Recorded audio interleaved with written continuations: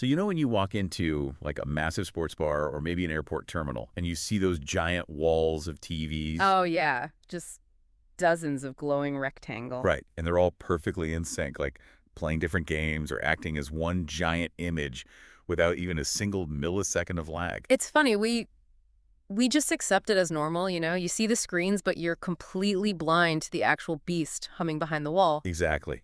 So today we're tearing down that wall. Welcome to today's deep dive. We are looking at some wild product catalogs from HDTVSupply. Yeah, they're a 25-year veteran in AV products. Yep. And our mission today is to basically decode this totally overwhelming catalog of AV tech to show you exactly what it takes to power those massive displays you see every day. And we're starting with the Epiphan EPI-ESP1910 Production Essentials Pearl2 bundle, which is a mouthful. It is a mouthful, but that Pearl2 bundle really is where it all starts. I mean, it comes with two high-end EC20 PTZ cameras, that's pan-tilt zoom, and it acts as your creation hub.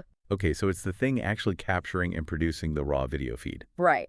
But, you know, having a pristine 4K video feed in one room is completely useless if you can't push it out to the floor. Wait, pause right there. Yeah. Because I get producing the video in 4K, sure, but if I try to cast just a single 4K video over my home Wi-Fi, I mean, it buffers constantly. Oh, yeah. Home networks are a different beast. So how on earth are they sending this to dozens or like sometimes 160 screens without the whole network just totally crashing? Well, because they aren't using traditional methods. The secret sauce here is a massive distribution network built on what's called a matrix switcher.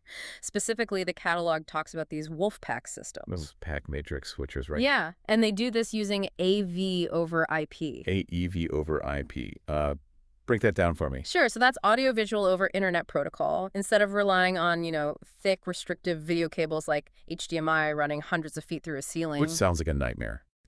Total nightmare. So instead, they convert the 4K 60 Hz video into digital data packets. Then they push those packets over a standard high-speed IT network infrastructure. Okay.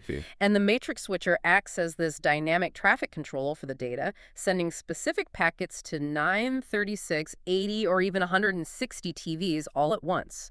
Plus, it handles massive video wall processing and complex picture-in-picture. Wow. Okay, so if we think about this like a restaurant, the Epiphan Pearl2 bundle with its cameras, that's the master chef in the kitchen cooking the meal, right? Oh, I like that, yeah. But instead of one waiter carrying out one heavy completed plate to a single table, the Wolfpack matrix switcher it's like an army of synchronized waiters. Right, carrying microscopic individual ingredients. Yes. Flawlessly delivering that meal to 160 different tables at the exact same millisecond and assembling it right in front of you. That is a brilliant way to visualize it. And they're doing it 60 times a second. It's insane. But, I mean, it's one thing to build a system this powerful.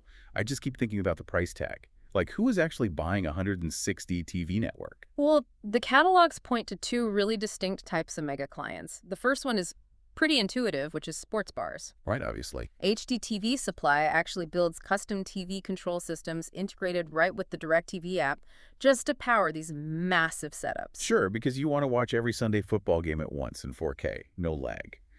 But the second client group listed in the sources totally threw me, the U.S. government. Yeah, HDTVSupply has dedicated pipelines just for federal purchasing. We're talking GSA schedules, TAA-approved products, and this is the big one, the NASA SEPO program. Okay, here's where I get stuck.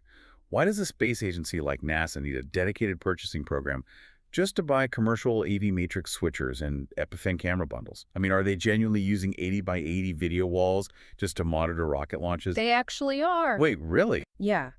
When you're tracking a launch, think about the sheer amount of data. You've got multiple camera angles, live telemetry, orbital data all coming in at the exact same time. Oh, wow. Yeah, standard computer setup would just completely choke on that. Exactly. You need flawless, uncompressed 4K video routed to dozens of monitoring stations simultaneously.